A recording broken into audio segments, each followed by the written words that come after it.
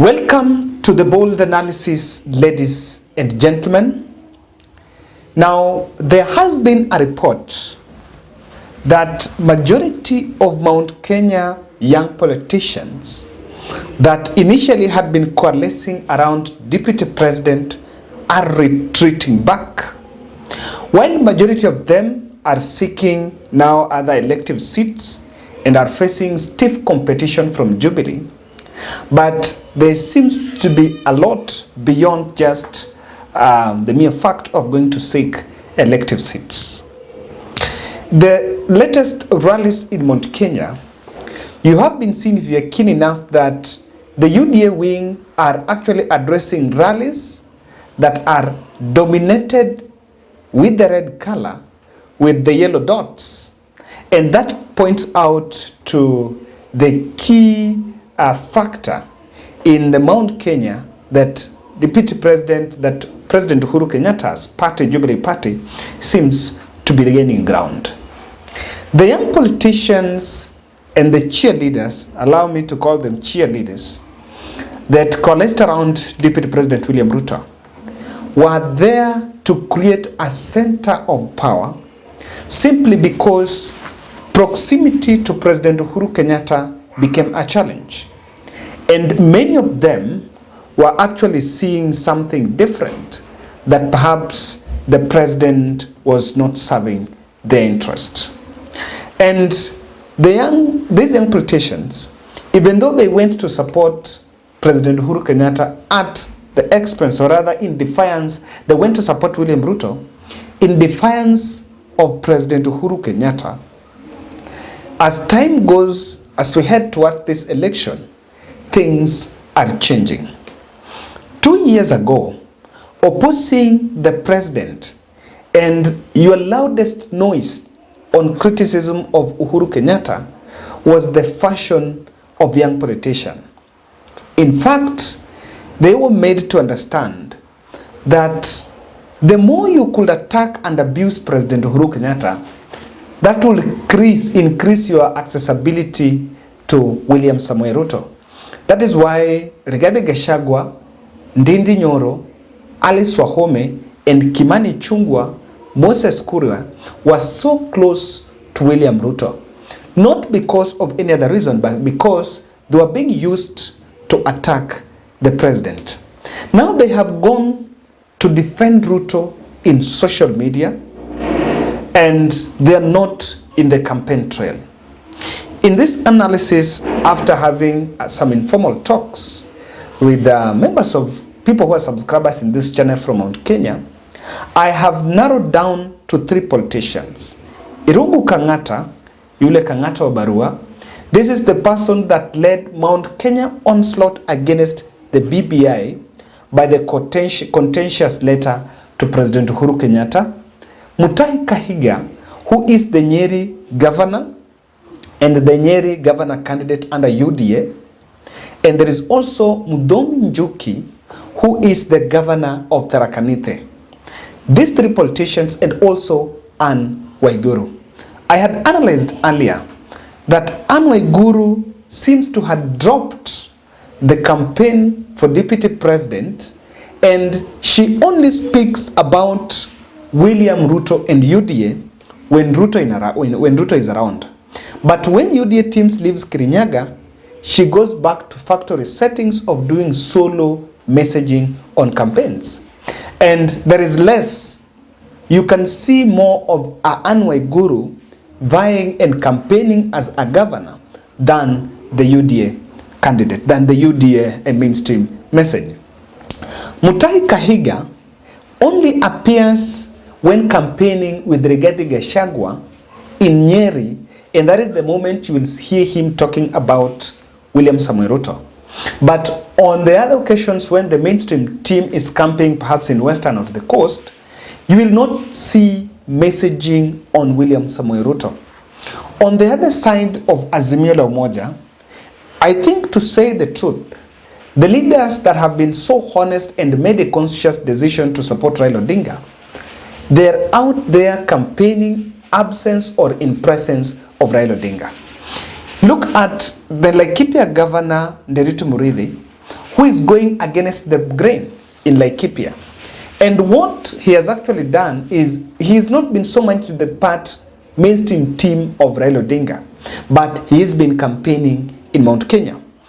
You go to Nakuru, Lee Kinyanjui has been a staunch supporter of Raila, and in fact, that is where it is Nakuru town where the first Azimio la Umoja rally was held. He's been all there out campaigning for Raila Amolo Odinga.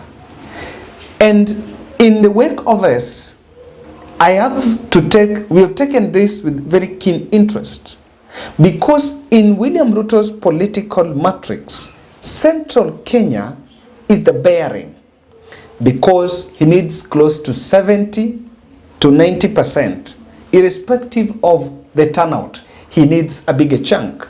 So in this video, I want us to interrogate deeply, what do you think is causing this shift, this paradigm shift of Mount Kenya today? And before that, I want to ask a question. 10 days to the general election, I want to receive response from Mount Kenya. What is the ground? What is the kind of stride? How much, to what extent do you think UDA has been neutralized?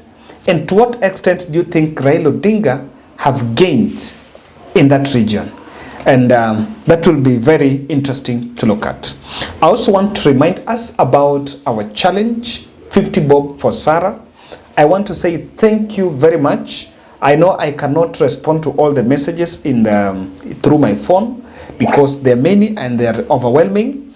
But I am just so glad that we are coming out to support one of our own. Sarah is a member of this channel. She's locked in Kenyatta Hospital of a medical bill of 1 million after undergoing chemo, and she's having acute leukemia. So I continue to implore on members of this channel. We were just doing a challenge that if 20,000 of us can give 50 bob, then we can have a position to fill 1 million and Sarah will be out. My number is 0710 62 78 89, and you can also reach out to Sarah directly. Any amount above the 50 bob, you can also reach out to Sarah 07 16 357 360.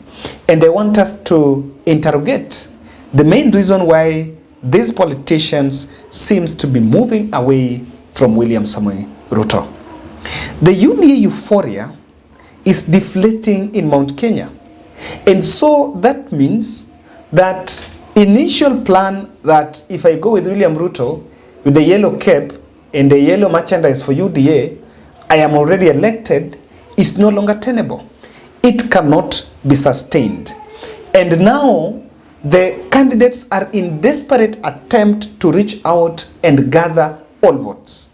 You don't now need to focus on UDA, but you need to gather all votes.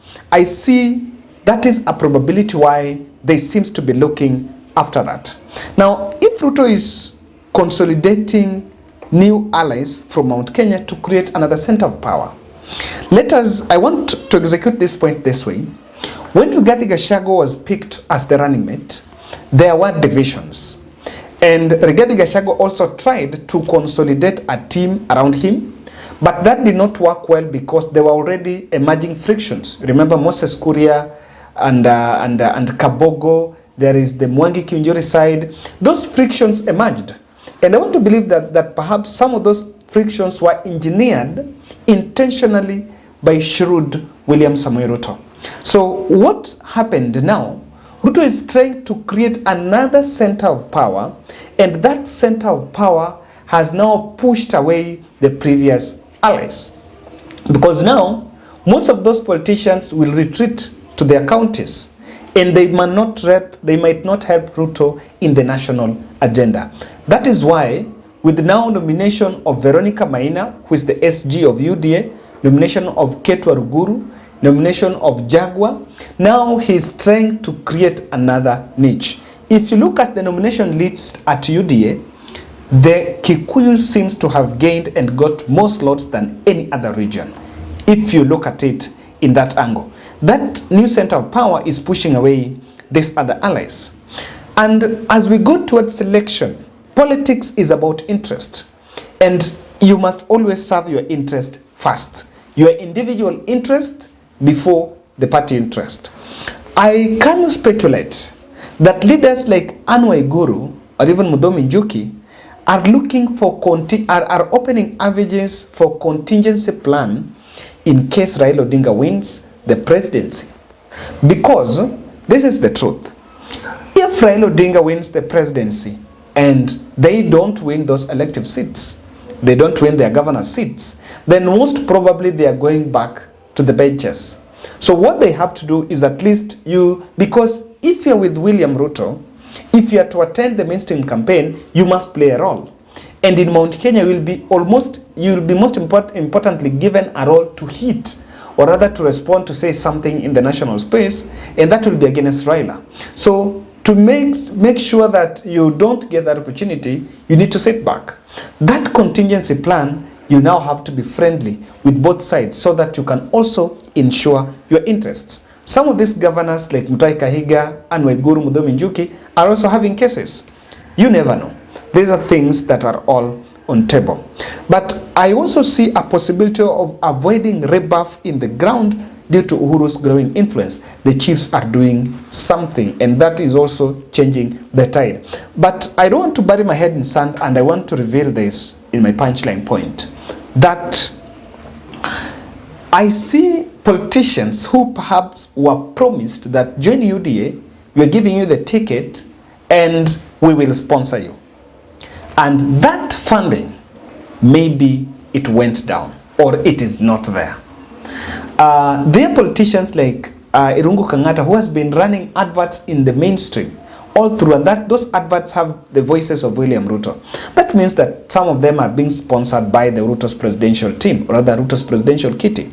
There is a probability that Mount Kenya politicians were promised finances for their campaigns, but that was not availed, and it's a bit creating the bridge. Ladies and gentlemen, that is my bold look into this, but I want to read feedback from subscribers who are from Mount Kenya. How is the ground? And how are things changing? I think the rest of the country will be so anxious to see, or rather to understand, what exactly is happening.